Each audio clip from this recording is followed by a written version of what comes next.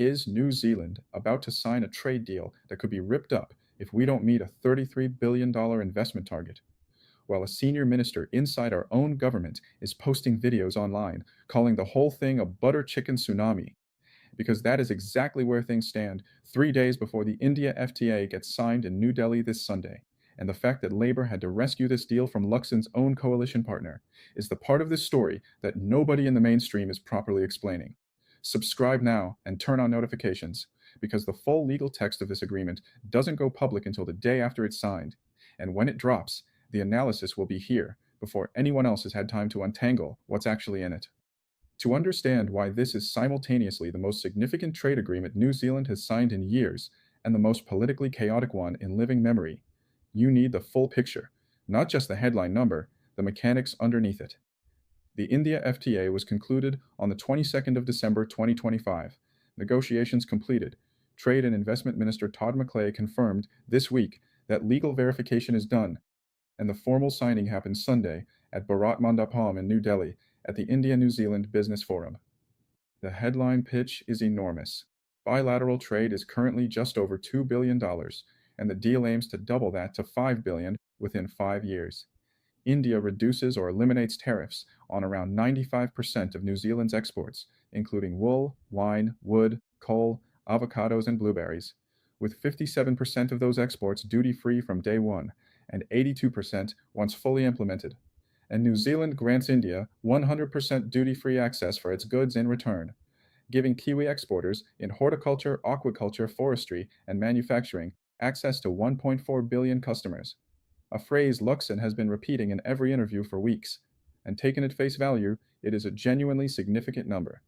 But here's the thing about face value, and here's why every exporter, every worker, and every voter in this country needs to understand 4 specific clauses before Sunday, because none of them have been explained in plain language anywhere. New Zealand's single largest export sector, dairy, is excluded from this deal completely.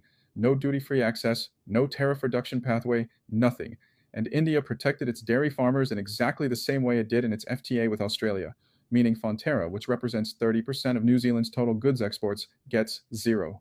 And Winston Peters has been hammering this point for months because he is not wrong about it. This is not a minor footnote.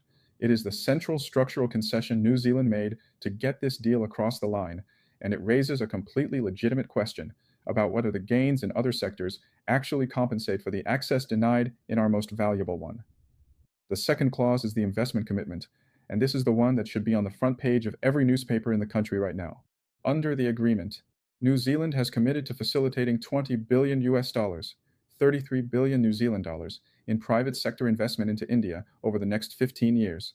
And the government's position, as stated by McClay, is that this is aspirational, a target, not a legal obligation. But here is what Labour flagged and what Peters called a disgraceful sellout.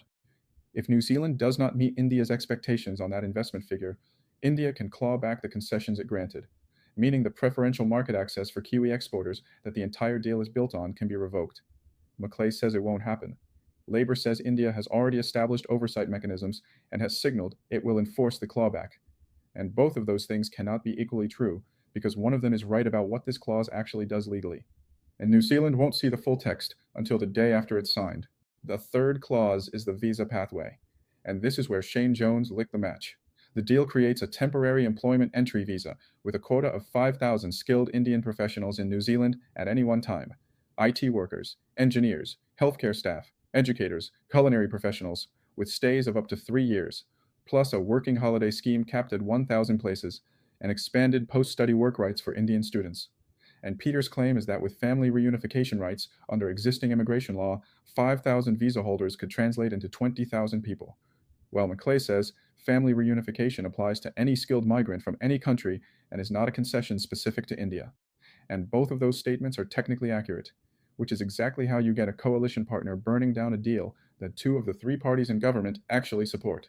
And that brings us to Shane Jones and the remark that set the whole thing on fire. In an online video posted last week, Jones, the NZ First Deputy Leader and a sitting regional development minister, said his party would never accept the FTA, described the potential migration as unfettered, said it would drive down wages, clog up roads, overwhelm the health system, and then said, "I don't care how much criticism I get. I am never going to agree with a butter chicken tsunami coming to New Zealand.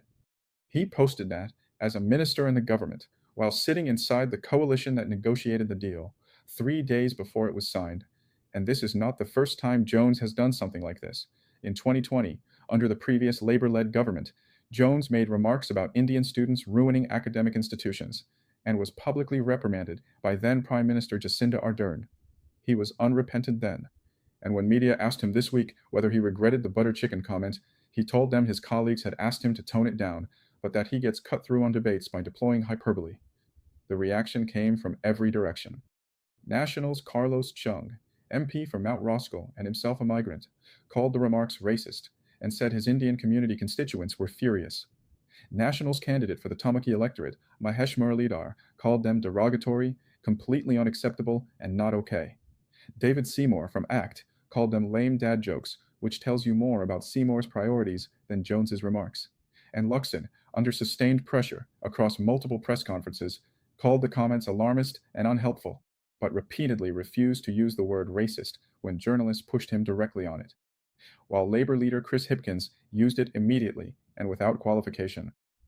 Here is the political reality underneath all of this noise. NZ First does not support this FTA, which means National and ACT do not have the parliamentary numbers to pass the enabling legislation without outside help.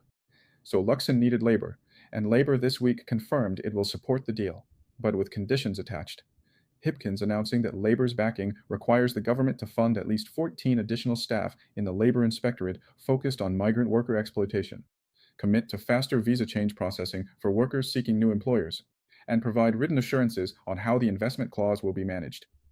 With Hipkins saying plainly this is not the deal Labour would have negotiated, businesses should proceed with their eyes wide open, and India has already signaled it will enforce the clawback if the investment target is not met. The Prime Minister of New Zealand is signing a deal on Sunday that his own coalition partner publicly labelled a disgraceful sellout and compared to a wave of curry that will only pass into law because the opposition agreed to rescue it, and whose full legal text won't be available for public scrutiny until Monday. Peters also called Business NZ and 28 major exporters, including Zespri, Seafood New Zealand, and Mauri kiwifruit growers, blind for signing a letter of support for a deal they hadn't fully read. And on the sequencing alone, he is not entirely wrong.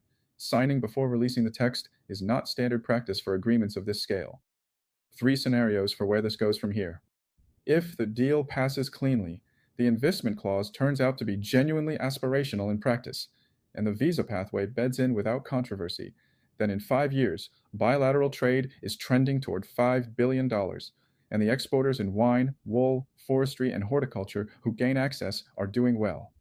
The political noise around the signing looks like exactly what Jones claimed it was, hyperbole deployed for cut-through, and the downside on dairy never materializes because the gains elsewhere offset it. If the investment clause becomes the story, and to put the $20 billion US target in context, that figure represents a larger sum than New Zealand's entire annual foreign direct investment stock in most years. And India's oversight mechanism activates, and there is a formal dispute about whether the target has been met.